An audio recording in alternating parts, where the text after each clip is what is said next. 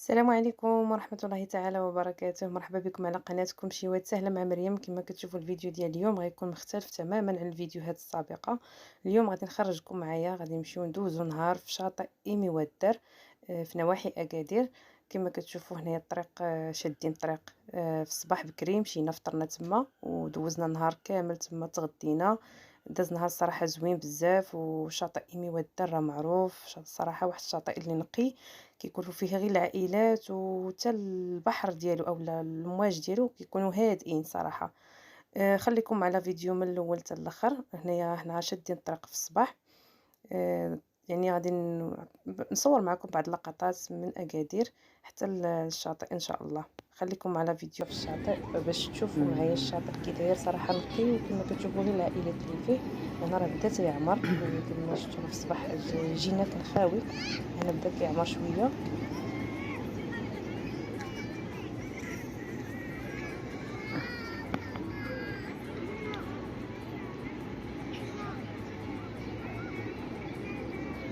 وهنا بعد ما رجعنا للدار كما شفتوا كنوجدوا الحشوات ديال الطاكوس كما سبق لي وشرط لكم خويا هو اللي غادي يقادو. هنا وجدنا لي الحشوات، درنا الصوصيص، البطاطا كتقلى. بالنسبه للصوصيص فهنا خديناه، درناه مع البصله، شويه ديال الكمون، شويه ديال الملحه، وشويه ديال الزيت. بعد ما تشحر لنا شويه وقبض في راسو، قطعناه كما كتشوفوا هكا قطع صغيره، ورديناه كي يتقلى اولا يكمل الطياب ديالو.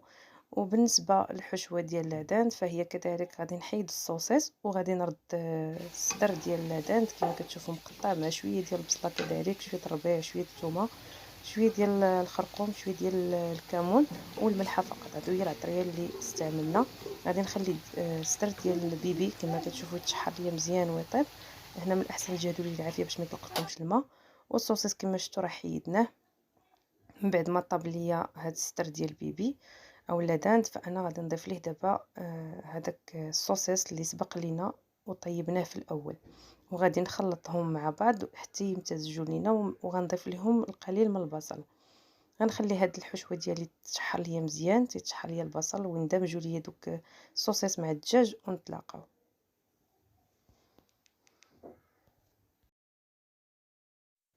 وهنا بعد ما طابت ليا الحشوه كما كتشوفوا هنايا عندي البطاطا كذلك موتزاريلا وخبز التورتيلا. بالنسبه لي صوص عندي صوص حاره وصوص اندلسي، صوص الجيريان والكاتشوب. هادو هما لي صوص اللي غادي نحتاجو اللي مهمين في هاد الطاكوس هذا.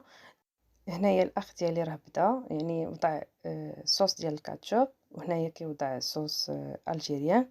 غادي يضيف الصوص الحاره يعني غير شويه، اللي تيبغي الحار اللي ما تيبغيش ما يضيفوش.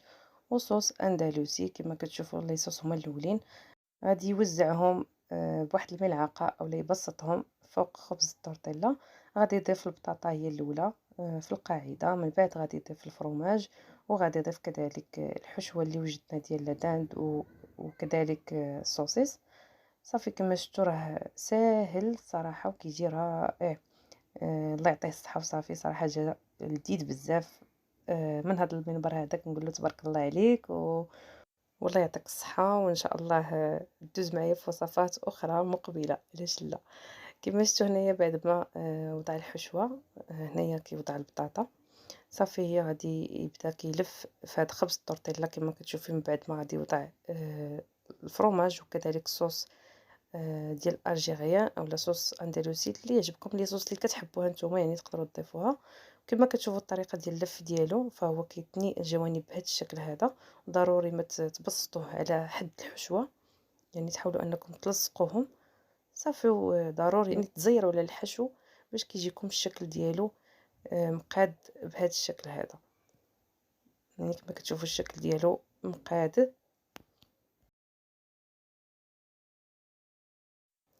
صافي هنايا غادي تستمروا بنفس الطريقه. غادي يوضع لي صوص كاملين من بعد الحشوه والبطاطس. يعني الطريقه راه واضحه، خليكم على فيديو ما نطولش عليكم الفيديو بزاف. يعني غادي ندير معكم جوج ديال الوحدات صافي، وغادي نحبس الفيديو ونوريكم الشكل ديالهم كي غايجي.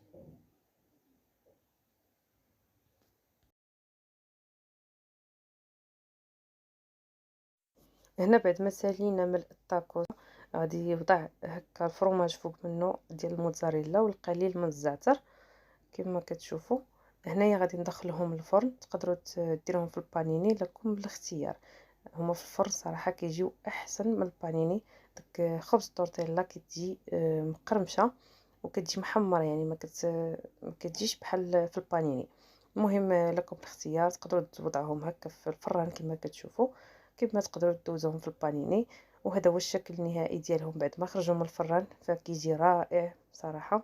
وغادي يحل معكم هنايا بعض الوحدات باش غادي تشوفوا الشكل ديالو من الداخل. وكنتمنى ينال الاعجاب ديالكم لا فيديو، ما تنساوش توصلوه لاكبر عدد من اللايكات الى عجبكم، وما تنساوش التشجيعات للخويا اللي حضر لينا هاد الاكله هادي. كنقول له شكرا، وكنضرب لكم موعد الى فيديو لاحق ان شاء الله. مع السلامه.